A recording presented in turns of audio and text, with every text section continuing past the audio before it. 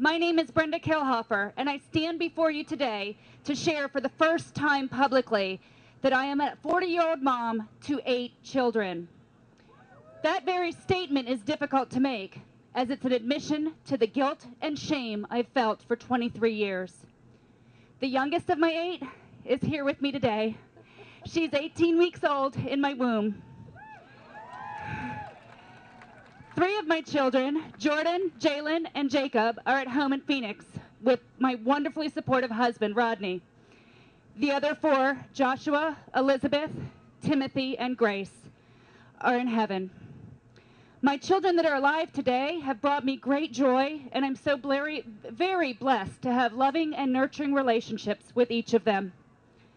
But I'm not here today to talk about my born children.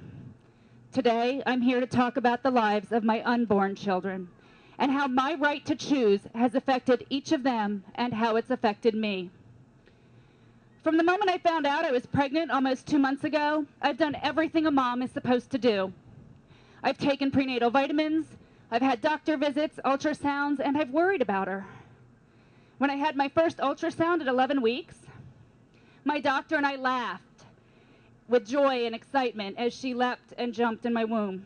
I can assure you that she is no blob of tissue, as many of our pro-choice brothers and sisters would suggest. I did the same when I was pregnant with Timothy and Grace, both of whom I lost to miscarriage.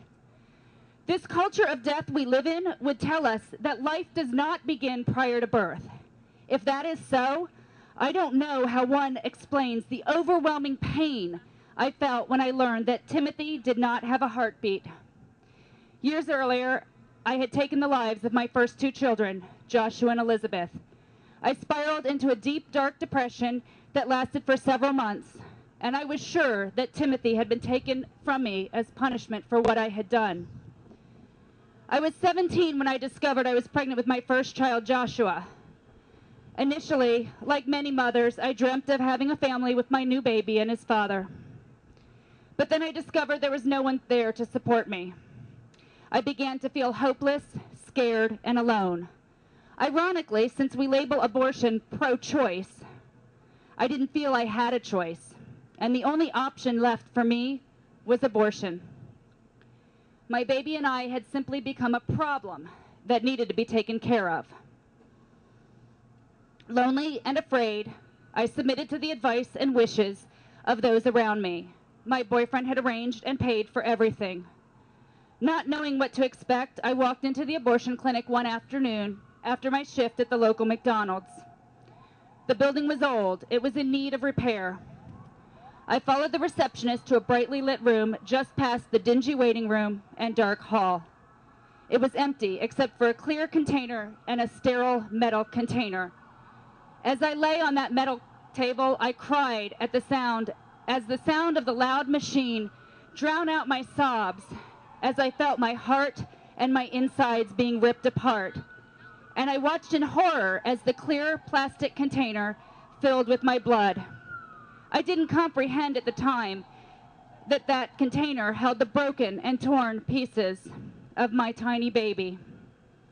When it was over, I walked out of the room feeling empty and alone. I wanted love and support from my boyfriend, but when I saw him, all I felt towards him was anger and hatred. He took me to a hotel room and left me there to recover so no one would suspect what I had just been through. I swore to myself I would never let myself get pregnant again, at least not until I was married.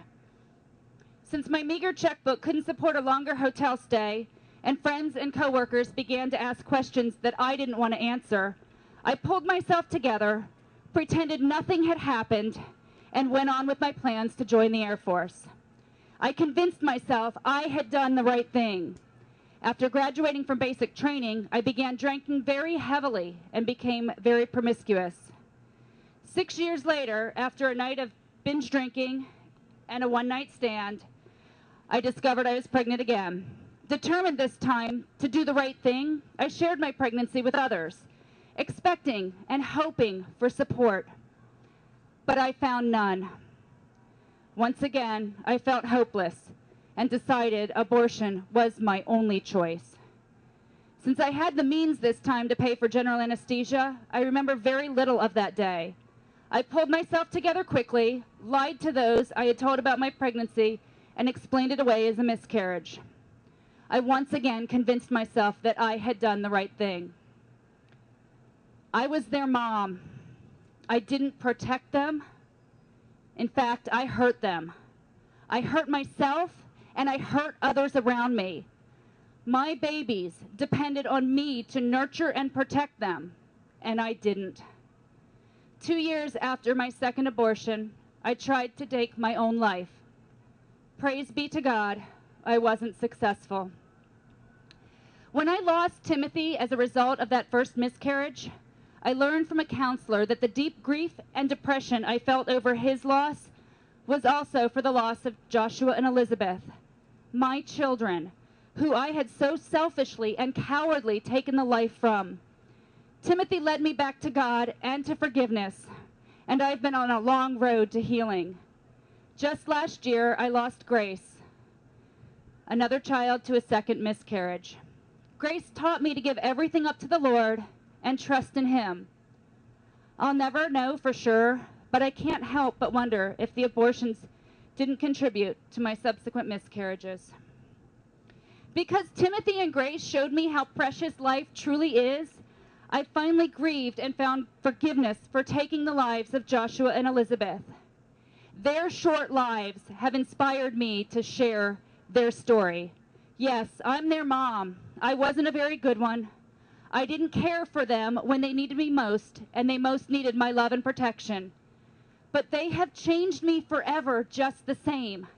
No one can tell me that their lives didn't matter, or they weren't really human, as the pro-choice community might argue. Because I know that if that were true, my unborn children could never have touched my heart in so many ways and inspired me to be silent no more.